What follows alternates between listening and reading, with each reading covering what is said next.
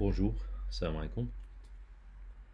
Donc aujourd'hui nous allons commencer le cours du JavaScript. C'est la première séance de ce chapitre. Alors nous allons commencer par une petite introduction. Quand vous savez à quoi ça va servir le HTML, donc ceux qui ont déjà commencé à étudier le HTML et le CSS et même le JavaScript, bien sûr ils vont vous dire que le HTML il va concerner la structure d'un site et bien sûr c'est le contenu du site. On va se focaliser sur ce volet. Bien sûr, si on veut maquiller, si on veut présenter et jouer sur l'apparence de ce qu'on vient d'établir lors du HTML, alors on va faire appel au CSS. Donc c'est ainsi, il joue sur l'apparence. Tout ça, ce sont des langages, tous ces deux langages, ça se situe comme des langages descriptifs. Alors c'est ainsi, il n'y en a pas d'intelligence dedans. Pour ce faire, on doit faire appel au JavaScript. Et c'est là que ça va intégrer l'idée de l'intelligence. Alors, le JavaScript, il va permettre le comportement, la fonctionnalité du site. Je donne un exemple approximatif. Exemple, nous voulons dessiner un bouton. Avec quoi on va dessiner le bouton? Bien sûr, avec le HTML, avec une balise bouton. Ok. Si on veut la rendre verte ou bien bleue ou autre chose, comme si on veut dire concernant les couleurs, on peut jouer sur ceci par le biais du CSS. Mais sachons, lorsqu'on va cliquer sur le JavaScript, qu'est-ce qu'il doit établir comme fonction, comme calcul, comme comparaison? Tout ça, ça va être joué par ce langage. C'est le JavaScript. Et c'est ainsi on a su quel est l'apport de ce genre de langage par rapport aux autres outils qu'on vient d'expliquer. Alors maintenant, nous allons passer à une petite histoire historique de ce langage. Tout ça a commencé en 1995. Alors, on vient de créer un langage qui se nommait Mocha. C'était par Netscape. Netscape, elle était concurrente de l'Internet Explorer dans ces années-là. Alors, dans la même année, on a changé de nom en Live Script. Où sachant tout ça, ça joue sur la première version du JavaScript. Jusqu'à maintenant, il n'en avait pas du JavaScript comme nomenclature.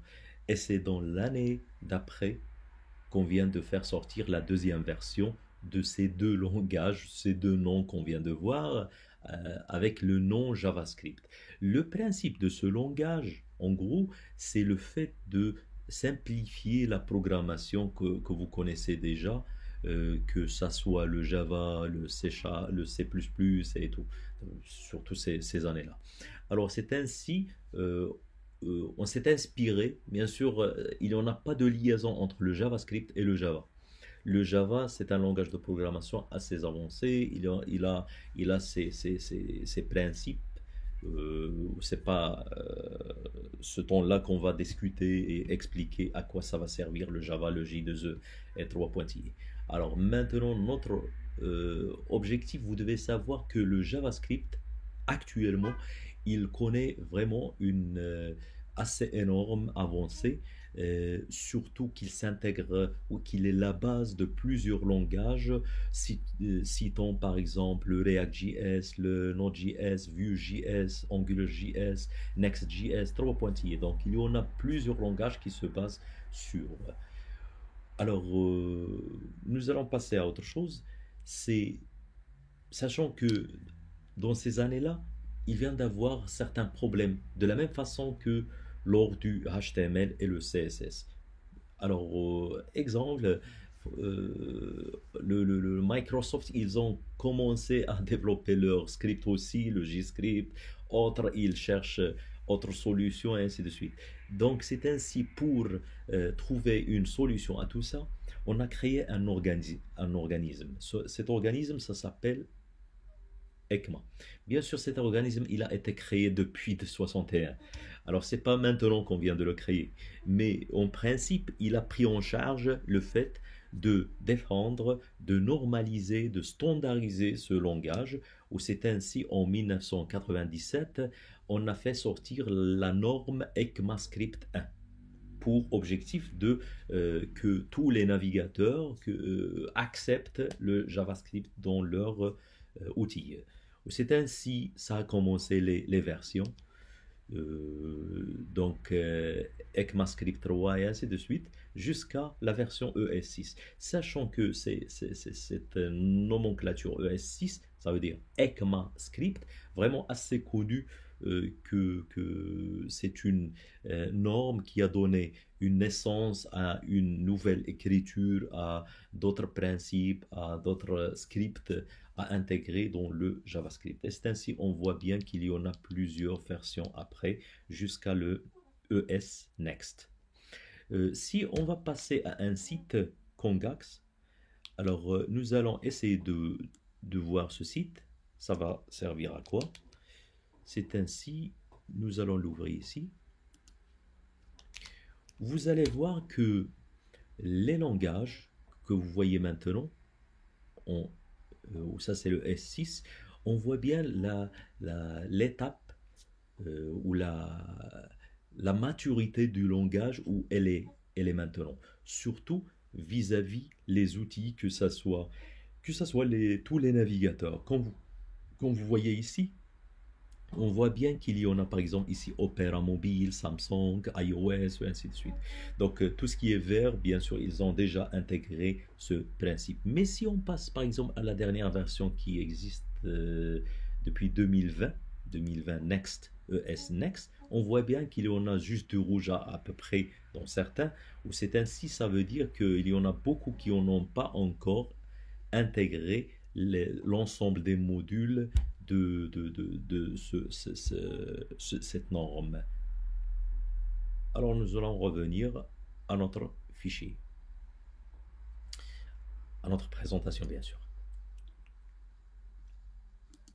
Alors comme on vient de voir ici l'ensemble de tout ça, nous allons voir, vous devez savoir que le JavaScript, il est compatible avec tous les genres de systèmes d'exploitation, que ce soit iOS, Windows, Unix, Linux.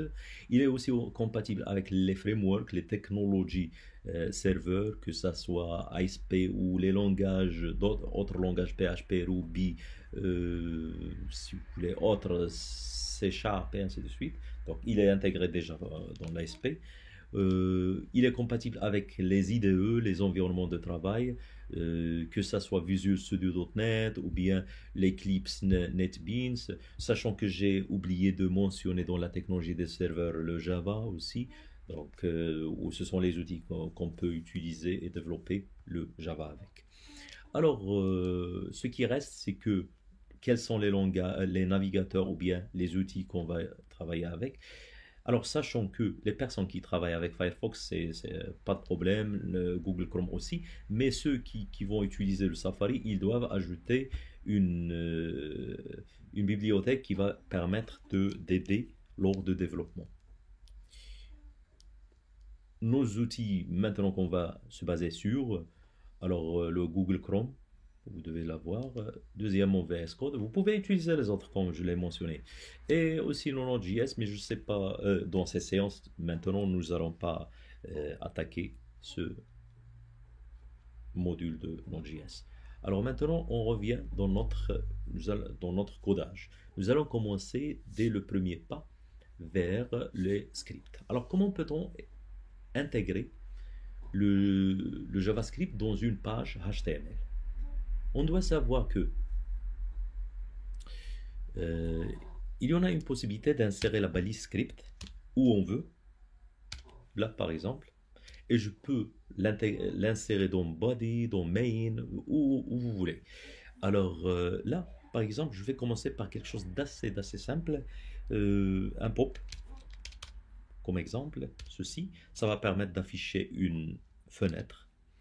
Par exemple, un message, je vais dire bonjour ou bien salam. Je vais je mets le point virgule, j'enregistre tout ça. Bien sûr, vous devez cliquer sur Go Live pour voir qu'est-ce qu'il va nous donner. Il m'a donné quoi? Il m'a donné une fenêtre disons bonjour. Je la ferme et je reviens ici. Est-ce qu'il y a la possibilité d'insérer plusieurs? Oui, j'ai cette possibilité. Ok? J'enregistre et je passe.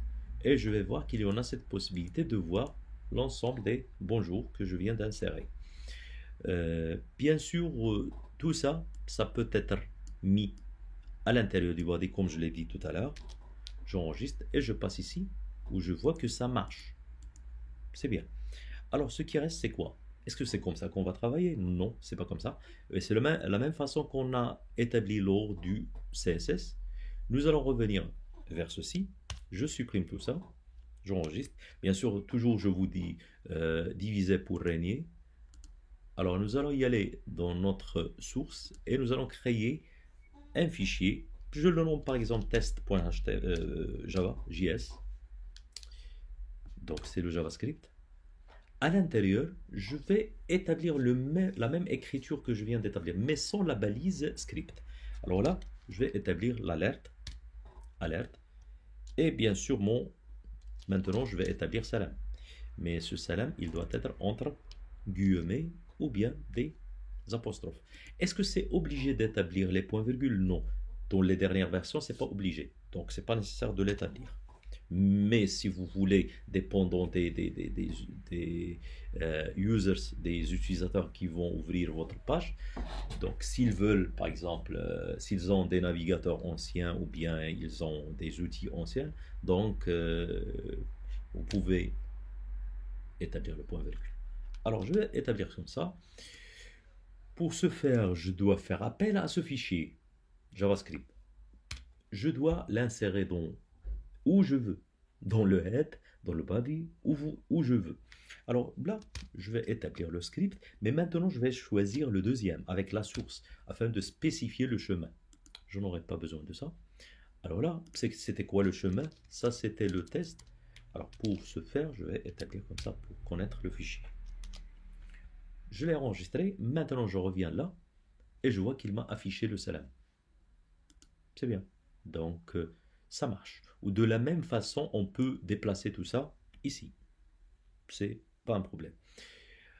Une chose, cette alerte, c'est pas vraiment un bon look pour le développeur, mais plutôt ça va être un petit message, le faire passer pour toi-même, pour le développeur. Alors au lieu d'utiliser l'alerte, on peut même utiliser la console. Ça va être mieux. Une console avec un log. Je vais enregistrer. Maintenant, je reviens ici. Je vois qu'il n'en a pas d'affichage ni de fenêtre. Alors, comment peut-on visualiser ce message? Je vais cliquer sur le bouton droit, inspecter. Je chercherai l'onglet console. Et là, je trouve mon salam. Ça, c'est bien. Alors, je reviens ici, dans mon codage. Est-ce qu'il y en a possibilité d'établir plusieurs? Oui, j'ai une possibilité d'établir différentes consoles, différents messages. Par exemple, je peux insérer une info. Par exemple, ici, je vais établir information. Info, pardon. Alors, info. Je peux établir un warning. Alors là, c'est un warn. Je peux même établir, si je veux par exemple, une erreur. Ou c'est ainsi, ça va être, bien sûr, avec une icône vraiment spécifique qui mentionne le message que vous voulez. Bien sûr, ces icônes, ils changent dépendant des navigateurs. Ici, vous voyez qu'il n'y en a pas d'icône, mais si vous passez voir le Safari, ça va vous afficher plusieurs icônes, différentes icônes. Si vous allez passer au Firefox, vous en aurez plus dans l'info, mais plutôt log. Alors, jusqu'à maintenant, c'est bien. Pour moi, on ne va pas travailler de cette façon-là. Ça, c'est juste pour passer des messages à nous-mêmes, pour rectifier le codage ou bien pour vérifier un bout de code. Alors, maintenant, nous allons faire appel à autre chose. Lequel? Mais jusqu'à maintenant, on a établi le lien avec le script. Maintenant, nous allons ajouter un H1, par exemple. H1. Ok, c'est ça. Un H1. À l'intérieur, nous allons l'identifier avec un ID. L'identifiant, ça va être, par exemple, un message. C'est pas un problème. Le nom de ceci. C'est identifiant. Alors, je vais passer ici. Maintenant, dans mon fichier JS, je veux faire passer un message dans l'endroit où il y en a l'identifiant tel. Alors, pour ce faire, je vais établir document.getElement by ID. Ça va servir à quoi tout ça? Alors, c'est comme si je dis va dans le document tel, puisqu'il y en a un lien. Alors, le document tel, cherche-moi l'élément qui a le ID. Quel ID? Je ne l'ai pas mentionné, pas encore. Alors, je vais lui dire quel ID. Voici l'ID. Le ID, celui qui a le ID message. Ok, qu'est-ce que je dois lui faire? Alors, pour moi, je dois lui affecter, je dois mentionner quel acte je vais établir. Sachant que lorsqu'on a travaillé en HTML, on a su qu'il y en a value qui va permettre de changer le contenu d'un input, si on veut. Okay? Mais ici, on va utiliser linéaire HTML. Ça va permettre de connaître le contenu.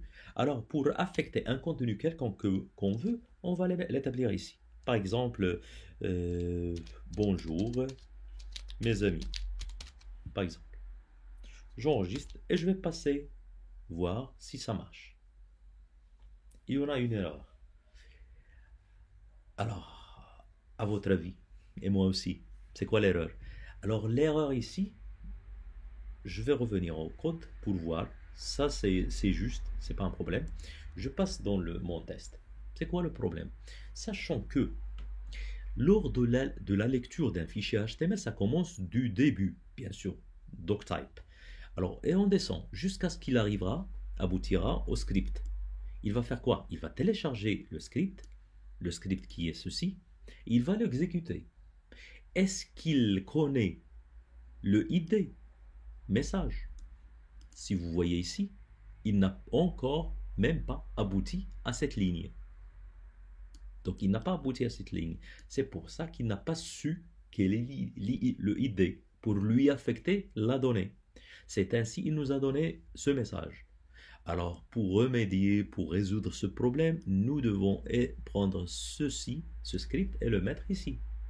Je l'enregistre et je vais voir si ça marche. Oui, ça marche bien, comme vous le voyez. Alors je reviens en arrière. Est-ce que c'est comme ça que ça va marcher? Lors du code, toujours je dois mettre tous les scripts à la fin de la page. Alors pour ce faire, je reviens dans ma présentation pour faire une petite explication. Alors, on doit savoir que la méthode traditionnelle existante dans le JavaScript, ça se base de la façon suivante. Alors, lorsqu'on va commencer à traiter, à lire un fichier HTML, ça commence du début, comme on vient de le voir. Lorsqu'il trouvera dans son code un appel d'un script, il va le télécharger. Bien sûr, lorsqu'il le télécharge, il finit ceci, il doit l'exécuter. Il l'exécute. Puis après, il va faire appel à la suite du HTML, du traitement. Et c'est ainsi, on clôture ceci. Ok? Cette façon traditionnelle, elle a des inconvénients. Lesquels? Le premier inconvénient, c'est que la perte du temps de téléchargement. Donc, je suis en train de traiter et lorsqu'on va aboutir à un fichier JS, je dois le télécharger. Et imaginez combien de fichiers JS qui peuvent exister lors d'un fichier HTML. Ça d'une part. D'autre part, il y en a un autre problème qui persiste. De la même façon qu'on vient de voir tout à l'heure, le codage il s'est bloqué. Pourquoi? il n'a pas trouvé le ID, il n'a pas connu ceci, puisqu'il n'a pas encore abouti à la fin du codage du HTML, puisqu'il n'a pas connu le ID. Comment peut-on résoudre ce problème? Alors c'est ainsi, on a proposé deux solutions. La première, c'est A5. C'est quoi A5? J'explique. Alors premièrement, voici un fichier. On traite le fichier HTML. Mais sachant, la première solution lors de A5, ça va permettre de faire quoi? En parallèle avec le traitement du HTML, on télécharge le JS. C'est ainsi on résout le problème de téléchargement, c'est-à-dire le temps de téléchargement. Il n'aura pas de perte. Alors, deuxièmement, directement après le téléchargement, il va exécuter ce fichier, puis après, il va continuer à traiter le fichier HTML. Cette solution proposée, elle a résolu le problème du temps, mais ça peut être bloqué. Si, oula, je vais laisser ceci après, tout à l'heure lorsqu'on va exécuter A5 lors du codage, et on va revenir à ce point-là. Alors jusqu'à maintenant, il y en a un risque d'être bloqué. Ok? Je passe à la troisième façon, bien, la deuxième façon, pardon. Donc la deuxième façon, c'est defer. Alors ceci, comment elle voit les choses? On va voir les choses différemment. Voici le fichier HTML. En gros, c'est ça le fichier HTML. On peut avoir plusieurs appels du JavaScript. Alors lorsqu'on a un appel du JavaScript, il va le télécharger en parallèle avec la lecture ou bien le traitement du HTML. C'est comme la façon précédente qu'on vient de voir tout à l'heure. Mais où ça existe le problème lors du premier exemple, c'est-à-dire la méthode traditionnelle? Alors ça existe lorsqu'on a exécuté. C'est là où il y en a le problème. Alors pour ce faire, au lieu de faire ça, je vais laisser l'exécution à la fin. Ou c'est ainsi, j'aurai jamais du blocage ni de risque à être bloqué. Ça, c'était la solution proposée. Et on va commencer à établir ceci. Je reviens en arrière. Je vais faire CTRL-Z. J'enregistre. Ça, c'est notre erreur qu'on vient de voir tout à l'heure. Alors, si par exemple, je vais y aller ici et je vais ajouter A5. J'ajoute A5. J'enregistre ceci. Je vois que ça marche. Peut-être vous allez poser la question, comment ça marche, ceci? Sachant puisqu'il n'y en a pas un long code, il n'y en a pas beaucoup de lignes de code ici dans le body.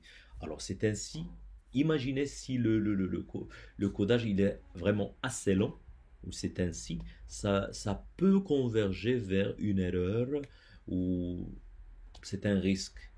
Par contre, ici, ça a tardé, ou directement, il a lu le ID où il n'y avait pas de problème. Si par exemple, vous avez peur à avoir ce genre de problème, directement, vous allez utiliser defer. C'est ainsi, vous aurez la même solution, ou ça, c'est le résultat de ceci. La deuxième partie qu'on va attaquer tout à l'heure, c'est un petit peu de familiarisation avec le codage.